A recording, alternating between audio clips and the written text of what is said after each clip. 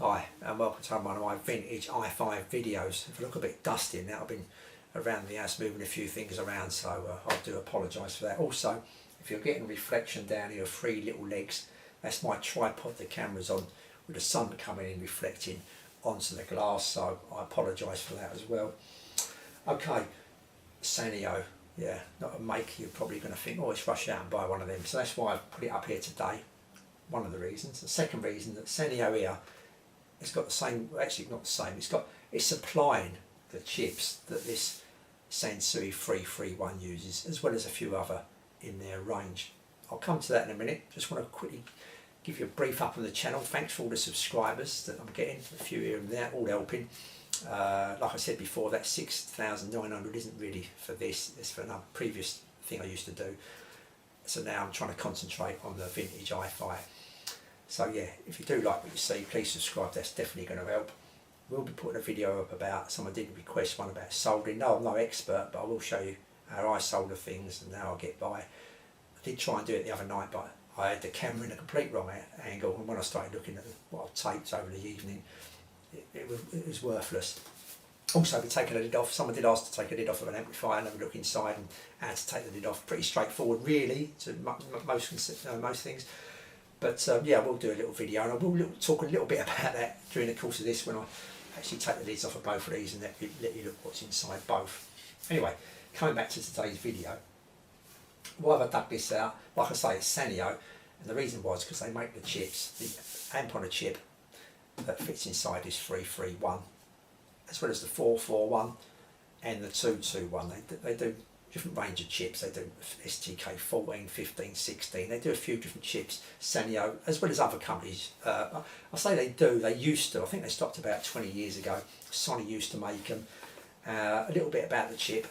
It's basically an amplifier. Some chips have just got the mono, 1 amp in the chip, and some have got a dual, like a stereo amp in a chip. And this chip would have consisted roughly of about 8 transistors, maybe less, maybe a few less, maybe a few more per channel inside a chip. And this would have been made by, like I say, Sony or SANYO in this case. They would have put the development research, do that chip, and then mass produce the chip and sell it on to companies like Sansui and other companies as well. There will be other companies, Technics, there's all different companies that use this, Panasonic, all them companies use these kind of chips.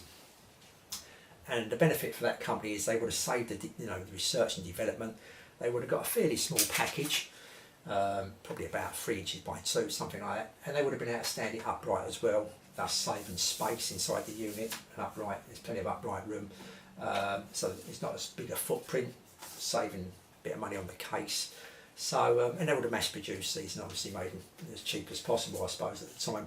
So not classed as a real high-end item, these chips. High-end amplifiers have got their own dedicated circuit made by that company normally. Where these transistors are all inside a little casing thing, these would have been all separate, mounted on heat sinks, and even though this was mounted on heat sink, there would have been like a different kind of setup, 2 proper power output transistors for each channel, and it would have been like more finely tuned, shall I say? More effort going into it for the higher range amplifiers at the time, and even these days. But anyway, we're going to go with what we got here, and what this video is really all about is, how do they sound? Are they okay still?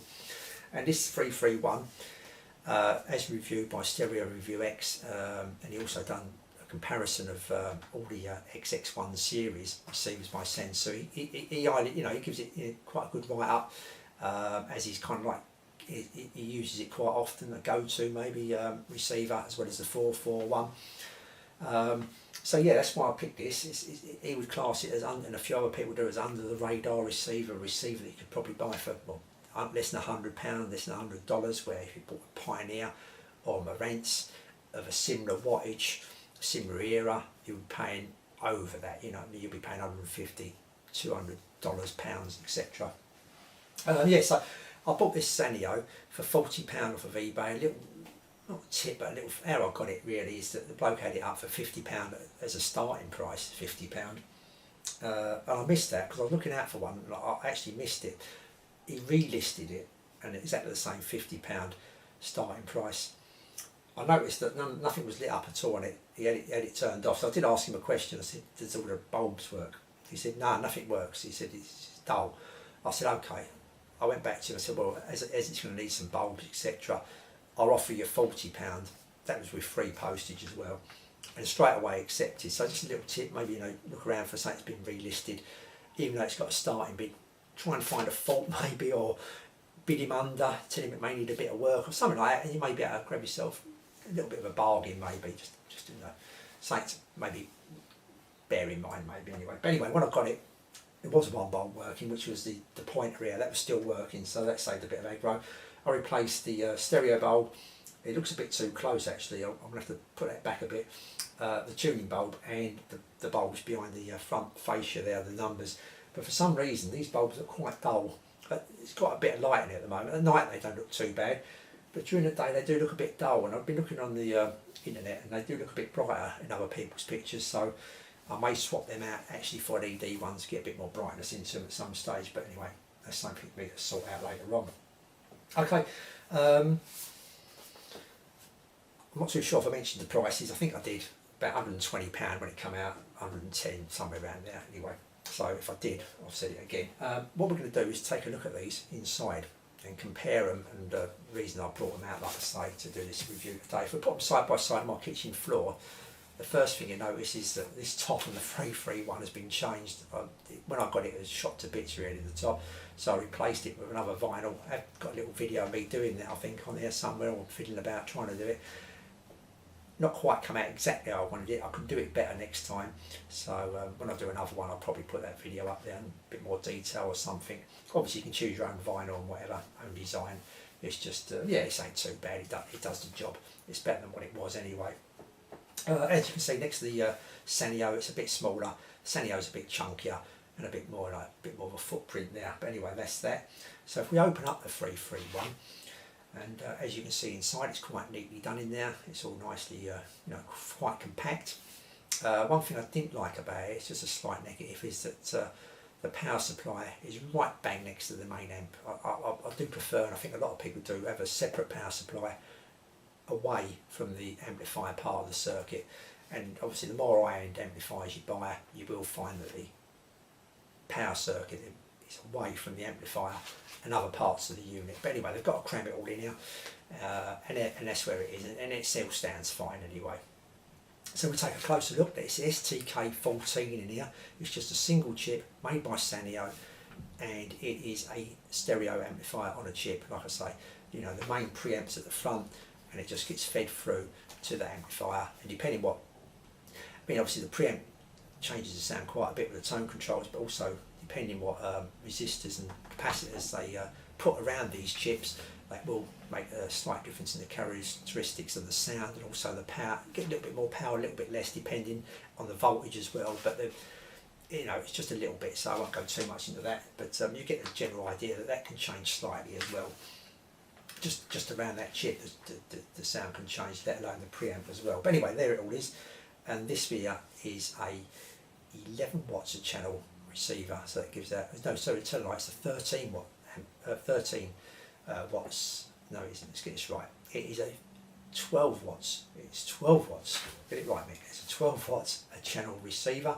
The 441, which uses the identical chips as this SANYO I'm reviewing, is a 11 watt for some reason. It's 2 watts lower than the SANYO, but anyway, I didn't have a 441, which is unfortunate because it would have been a direct comparison there. But like I say, this is an under the radar, quite a, you know, regarded receiver, so I've pitched the SANYO against it. So let's have a look at the SANYO now. If we open that up, and there you can see straight away that the power supply is away from the actual amplifier, which the amplifier is actually under a little cage, so a nice little touch there. They've stuck it underneath a little cage, little shielding there underneath, and as you can see also, looking top down at the moment, you can see there's a room for an extra smoothing capacitor there for the supply, and that is this actual chassis is used for a few more models of their range. A few higher models use this actual chassis, so you will find that that capacitor vacancy is used up on an higher model, and that amp, where in this case is an STK16, 2 of them, as you can see them there now, 2 STK16s, one for each channel, mono blocks these are, that they would be actually, the old unit be taken out and replaced by, like I say, 2 transistor output amps and the driver transistors near them, be all put underneath that cage, so it wouldn't be an amp on a chip, it'd be like their own, you know, designated amplifier there they also used and placed there. So this chassis was used for a variety of their amps at the time, receivers at the time.